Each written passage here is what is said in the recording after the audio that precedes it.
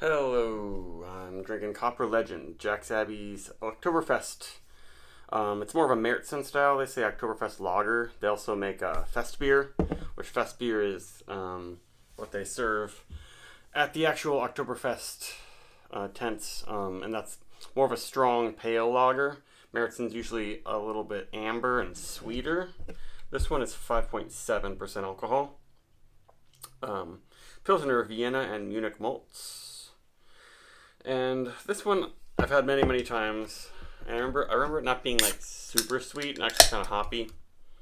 And right now it is a little over a month in the can, so might be a little extra hoppy.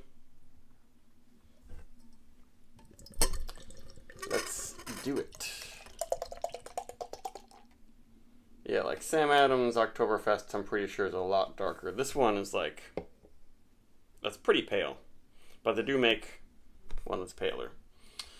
And has a pretty nice head too.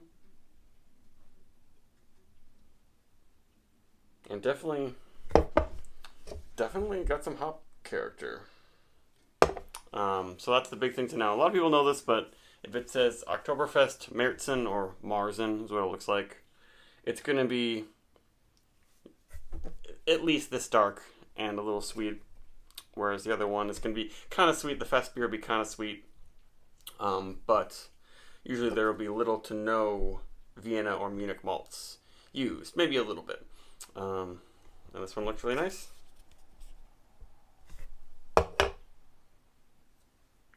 It has a really nice minerally clean lager yeast smell, and just a little bit of a sort of sweet bread, just like a bread that's a little bit browned and a little bit sweet, but not necessarily like a dessert bread.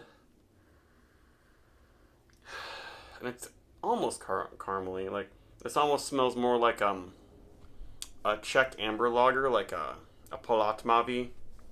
A lot of Palatmavis are even darker than this. Yeah, just a hint of caramelization. They do decoct this, which means that they take the mash, even with the Vienna and Munich malts that are kind of more amber malts, and then they boil it, and you get a little bit of carbonation, or not carbonation, a little bit of caramelization and deeper malt flavor from there. Yeah, they say the perfect marriage of caramel, sweet toasty malts, and infinite drinkability, and it's definitely not as caramely as some, but it's in there a little bit.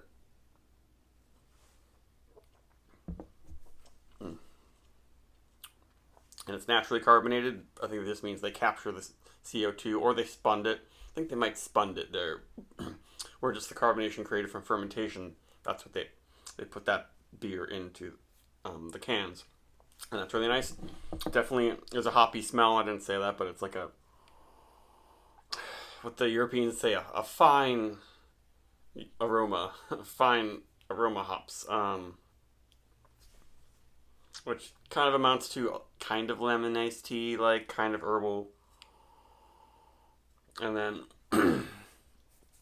all the sweet malts, it does kind of make this taste a little bit like sweet tea, as opposed to, like, it's not like Czech Pilsners, I think, often are more like a lemon iced tea that's not very sweet, and this is more like a sweet, southern sweet tea.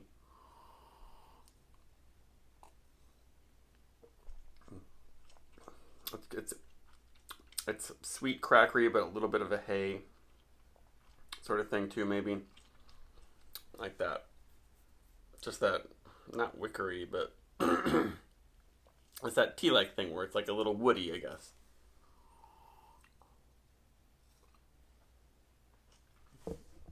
It's got some body to it, some sweetness,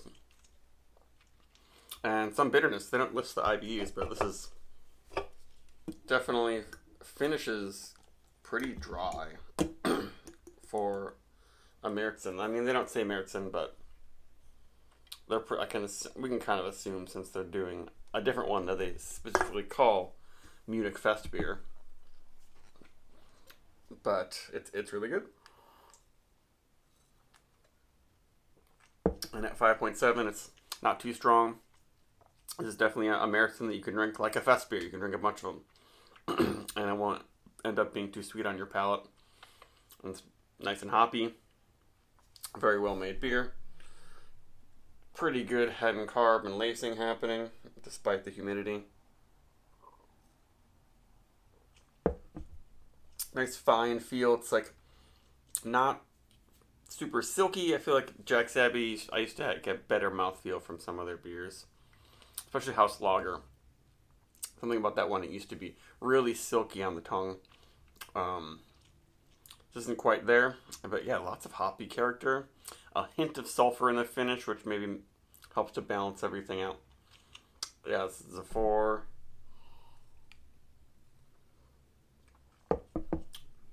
4.4 beer. It's up there with like Schilling, Notch.